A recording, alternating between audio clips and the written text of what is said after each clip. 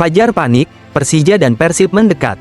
Borneo FC memasuki fase genting setelah dua kekalahan beruntun membuat Persija dan Persib semakin menempel ketat di klasemen. Dominasi pesut etam yang sempat tampak mutlak kini mulai rapuh.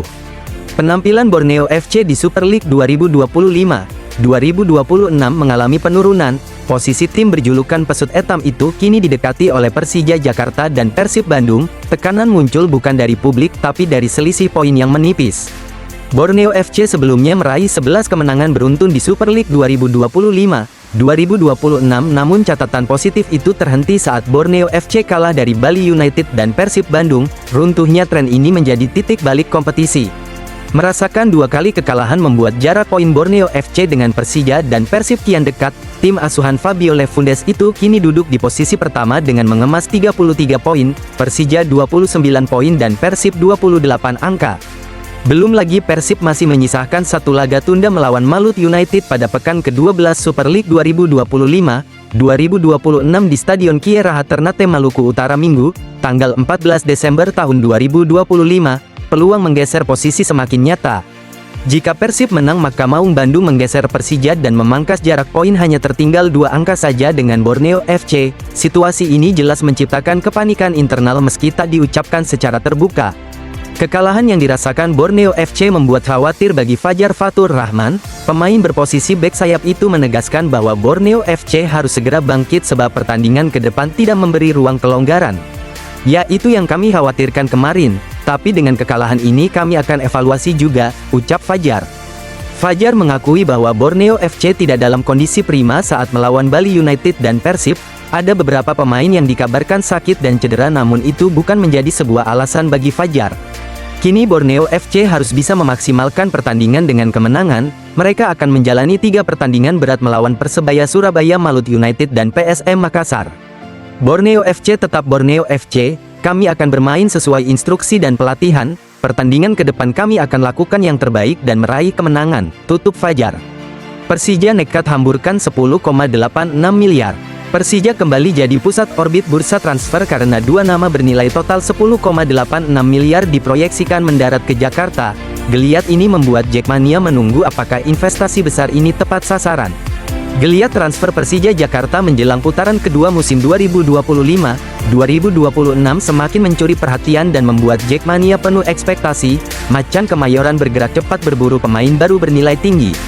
Sosok pertama yang paling menyita sorotan adalah Ivar Jenner, gelandang timnas Indonesia dengan nilai 5,21 miliar. Ia disebut sebagai pemain naturalisasi incaran yang diproyeksikan jadi otak lini tengah Persija. Kabar mendekatnya Ivar mencuat setelah Direktur Persija Muhammad Prapanca memberi sinyal kuat mengenai pergerakan besar. Informasi mengenai agresivitas Persija ini mencuat dari percakapan netizen di media sosial. Ketika ditanya info Persija, akun @lambeturah_bola02 menjawab lugas, ada naturalisasi sama lokal klub papan bawah. Respons ini memicu spekulasi besar. Publik langsung mengaitkan jawaban itu dengan Ivar karena namanya sudah lebih dulu dibocorkan Prapanca. Rumor makin kuat karena Persija disebut bakal mendatangkan lebih dari 4 nama di putaran kedua sebagai evaluasi total. Nama lain yang masuk radar adalah Ricky Kambuaya, gelandang Dewa United dengan nilai 5,65 miliar. Ia menjadi kandidat lokal bernilai tinggi yang bisa memperkuat intensitas dan duel lini tengah Persija. Dewa United muncul sebagai klub papan bawah yang berpotensi jadi sumber transfer Persija. Selain Dewa ada Madura United, PSBS Biak, Persijap Semen Padang, dan Persis Solo, namun sejauh ini hanya Ricky yang dikaitkan serius. Rumor Kambuaya masih sebatas isu tanpa konfirmasi resmi. Namun kombinasi rumor dengan Ivar membuat angka 10,86 miliar terlihat berani dan memunculkan pertanyaan apakah Persija sungguh siap membayar stabilitas permainan dengan dana jumbo ini. Jackmania menyambut 2 nama ini sebagai upgrade struktural. Ivar menawarkan kreativitas dan mobilitas sedangkan Ricky memberi tenaga kerja keras dan pengalaman. Keduanya bisa menutup celah transisi yang jadi titik rapuh Persija di putaran pertama. Arliansyah Abdul Manan ungkap perbedaan signifikan latihan di Timnas Indonesia dan Persija. Persija kini punya bahan evaluasi serius setelah Arliansyah Abdul Manan membandingkan pola latihan Macan Kemayoran dengan Timnas Indonesia. Publik pun mulai membaca perbedaan signifikan yang tak bisa diabaikan.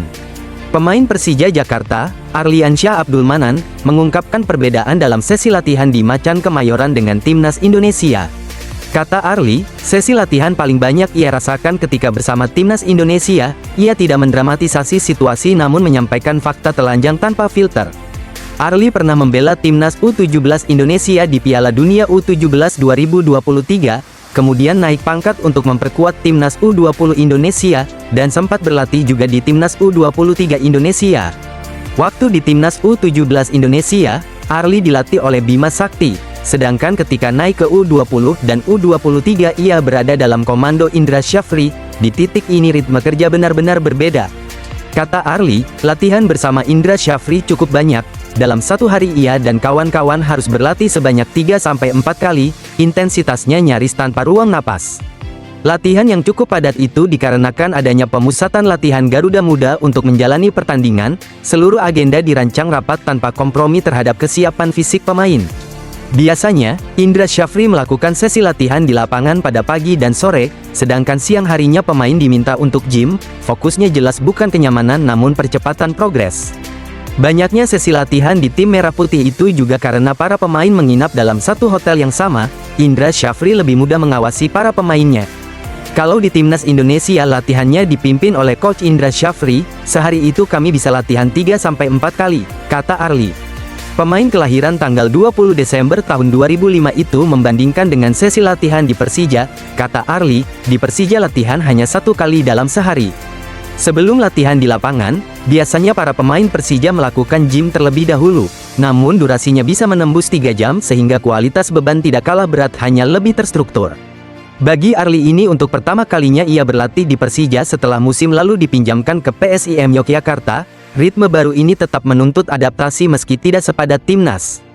Meski begitu, Arli tetap nyaman berlatih bersama Rizky Ridho DKK. Kenyamanan tidak identik dengan santai namun lebih pada kestabilan jadwal dan distribusi energi. Kalau di Persija cuma sehari sekali, seminggu istirahatnya cuma 1 kali, kata Arli.